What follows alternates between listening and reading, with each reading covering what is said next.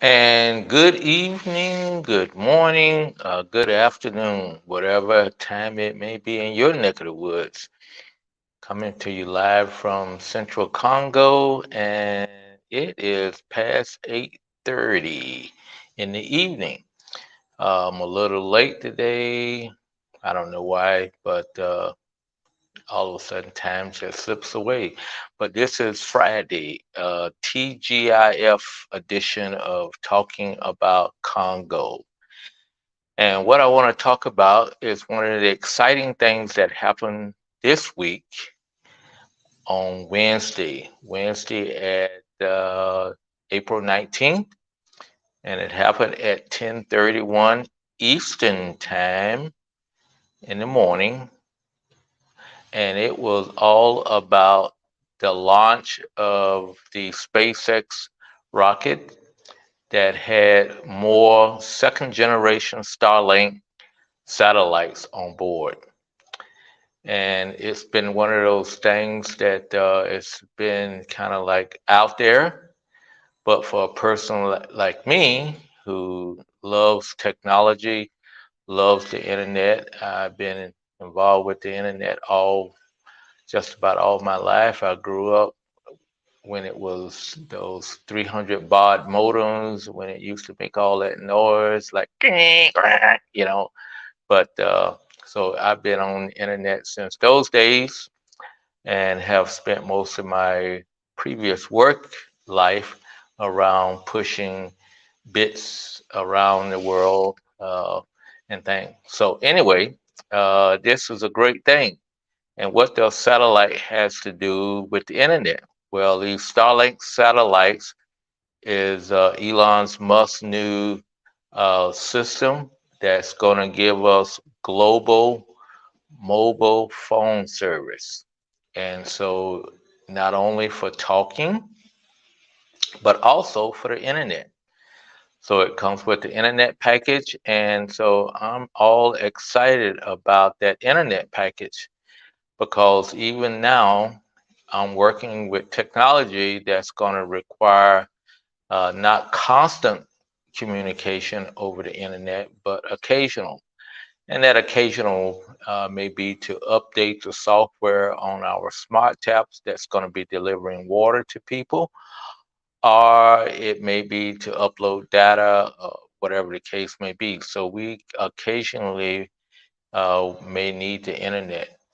And I know at least for our phones that we're going to be using, that people will use, uh, Android's phone require periodic updates. And we have already been bit by that one time before, is that the updates was not being done because I forgot all about it, and all of a sudden one of the technicians got ready to log into the machine, and it wouldn't work anymore. So we're going to have to be able to update and things. So the Starlink satellite system, even though it's not in Congo yet, however, they have started service in Nigeria. So Nigeria was the first African country to get the Starlink system. Uh, and then what I was most excited about, some people in a company in South Africa, they also, even though that they're not uh, been deployed there, but they had been a little ambitious and they went out and tested one of the receivers, and they were able to receive a signal and everything. So these receivers, they're going to be mobile. It's not going to be like a Earth station or something like that to reach the satellite. There is a mobile version that was primarily produced for the RV marketplace in the United States. The RVers, they like to go out to the woods, go out to these distant places and hang out. Well, if you don't have a cell tower, you will not get telephone service.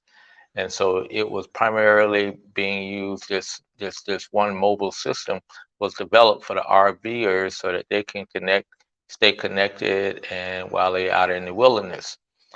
Well, here in Congo, once you get out of the city, even at the city edges, telephone service drops off uh, very fast. Like here in town, uh, I'm getting maybe 4G right now. However, if I move to different parts of town, I may drop down to 3G. And if I go outside of the city limits, I'll be down to edge. And that is very slow. It won't even do my email. So, so that's right outside of town, about 8 miles out of the site that we're going to be working at next week, doing the well. Internet service does not work out there. The telephone barely works, but that's only for voice calls.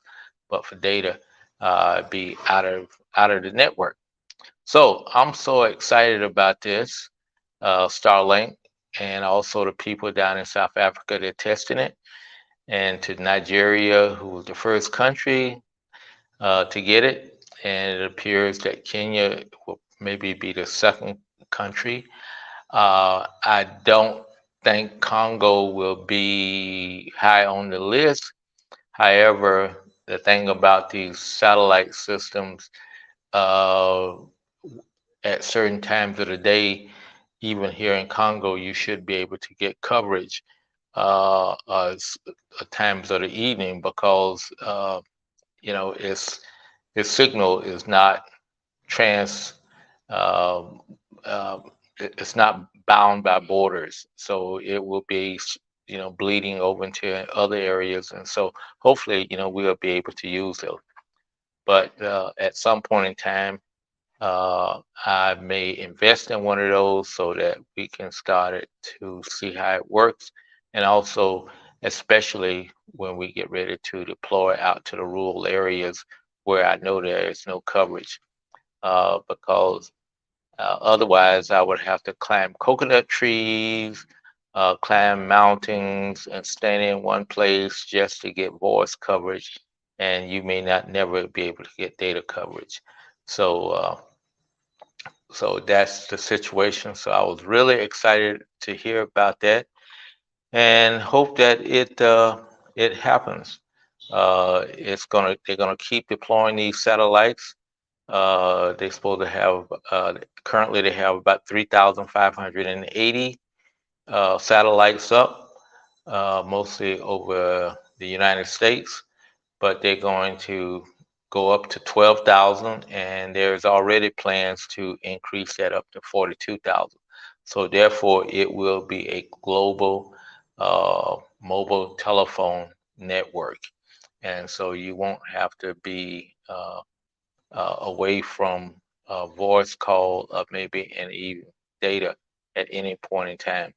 So I'm like very excited. That was good news, and it does not directly relate to Congo, but it relates to our water project, which would need some connectivity, and it would be fantastic if we can get that it come aboard, and we can be able to use that for our project. So thank you all for stopping by. This is a TGIF, so it's kind of not talking about a lot of stuff we're doing, but it was something that exciting happened. So this is the excitement for TGIF.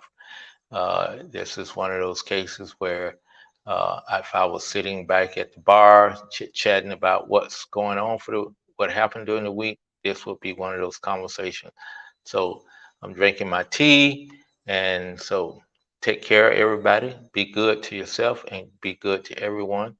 And we will talk to you on Lazy Saturday on tomorrow about the same time. Take care. Bye bye.